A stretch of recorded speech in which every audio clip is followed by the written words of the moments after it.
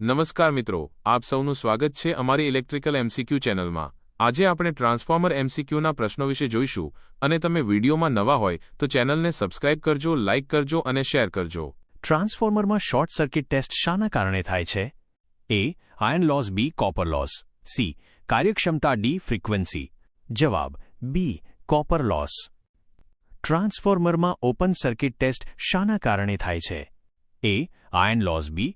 Copper loss, C. Resistance, D. Voltage. જવાબ A. Iron loss. ટ્રાન્સફોર્મરમાં tapping શા માટે આપવામાં આવે છે? એ. કરંટ બદલવા, બી. વોલ્ટેજ બદલવા, સી. ફ્રીક્વન્સી બદલવા, ડી. પાવર બદલવા। જવાબ બી. વોલ્ટેજ બદલવા માટે। ટ્રાન્સફોર્મરમાં બ્રીધર શા માટે વપરાય છે? એ. તેલ ઠંડુ કરવા, બી. ભેજ દૂર કરવા, સી. અવાજ ઘટાડવા, ડી. વજન વધારવા। જવાબ બી. ભેજ દૂર કરવા। સિલિકા જેલ ક્યાં વપરાય છે? એ. કોરમાં, બી. તેલમાં, સી. બ્રીધરમાં, ડી. વાઇન્ડિંગમાં। જવાબ સી. બ્રીધરમાં। ટ્રાન્સફોર્મરમાં બુકોલ્સ રિલે શા માટે વપરાય છે? એ. Overload, B. આંતરિક fault, C. Short circuit, D. Voltage. ટ્રાન્સફોર્મરમાં તેલનું કામ શું હોય છે? A. Insulation, B. Cooling, C. બંને, ડી. કંઈ નહીં। જવાબ સી. બંને, ઇન્સ્યુલેશન અને કુલિંગ માટે। ટ્રાન્સફોર્મર કયું મશીન છે? A. Electrical, B. Mechanical, C. Static, D. Rotating. જવાબ સી. સ્ટેટિક, કારણ કે તેમાં કોઈ ફરતો ભાગ નથી। ટ્રાન્સફોર્મરમાં ફ્લક્સનો માર્ગ કયો છે? A. Air, B. Core, C. તેલ, ડી. વાઇન્ડિંગ। જવાબ બી. કોર। ટ્રાન્સફોર્મરમાં હિસ્ટ્રેસિસ લોસ શેના પર આધાર રાખે છે? A. Frequency, B. Flux density, C. Material, D. બધા। જવાબ ડી. ઉપરના બધા। ટ્રાન્સફોર્મરમાં એડી કરંટ શાના કારણે થાય છે? એ. બદલાતો ફ્લક્સ, બી. સ્થિર flux, C. DC supply, D. Short circuit. જવાબ એ. બદલાતો ફ્લક્સ।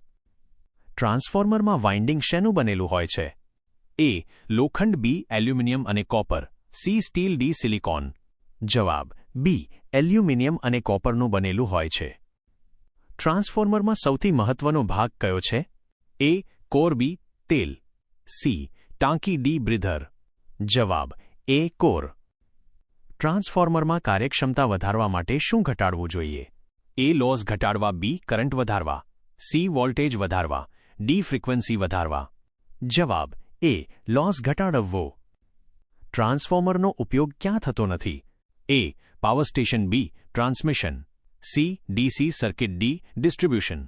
જવાબ સી. ડીસી સર્કિટમાં। ટ્રાન્સફોર્મરમાં રેગ્યુલેશન શેનું સૂચક છે? એ. Power, B. વોલ્ટેજ બદલાવ, સી. Current, D. ફ્રીક્વન્સી। જવાબ બી. વોલ્ટેજ બદલાવ માટે। ટ્રાન્સફોર્મરમાં ટેમ્પરેચર વધવાનું મુખ્ય કારણ શું છે? A. Loss, B. Flux, C. Frequency, D. Voltage. જવાબ એ. લોસ। ટ્રાન્સફોર્મરમાં કરંટ કઈ વાઇન્ડિંગમાં વધારે હોય છે? A. Step up secondary, B. Step up primary, C. Step down secondary, D. બધામાં સમાન।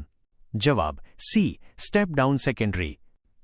ટ્રાન્સફોર્મર શેના વગર કાર્ય કરતું નથી? A. Voltage, B. Current, C. બદલાતો ફ્લક્સ, ડી. તેલ। જવાબ સી. બદલાતો ફ્લક્સ। સ્ટેપ અપ ટ્રાન્સફોર્મરમાં કઈ વાઇન્ડિંગમાં વધારે ટર્ન હોય છે? A. Primary, B. Secondary, C. બંને સમાન, ડી. કોઈ નહીં।